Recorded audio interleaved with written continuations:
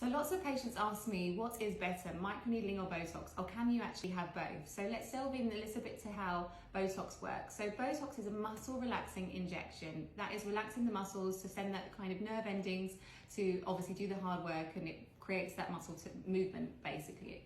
So what Botox is doing, it's relaxing those muscles from moving and to stop the creases appearing in the skin.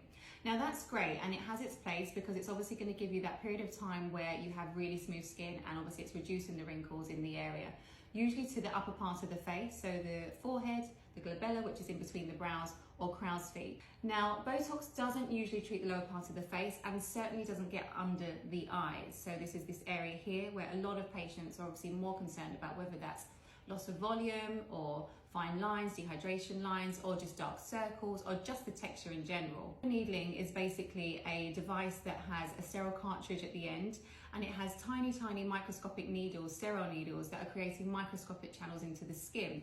Now that stimulates, it's a wound healing response that's stimulating collagen and elastin. So that is naturally going to rejuvenate the skin, smoothen the skin surface. It improves the fine lines and wrinkles, and also texture, including acne scars or open pores on the skin. So it's really working on the overall canvas, and it gets to those areas that Botox cannot get, such as under the eyes. So if I was opting for two, if you have the wrinkles there and you can see them without movement on the face, Botox is great, and you can combine the treatment together. But a lot of patients forget about their skin health, and that is when microneedling comes into play, and is a really good time to start because it will give you that longevity of more youthful and a more even complexion. If you were tying the two treatments together, the general rule of thumb that we advise in our practice is 2 weeks. So you would see the doctor for the Botox, have the treatment performed.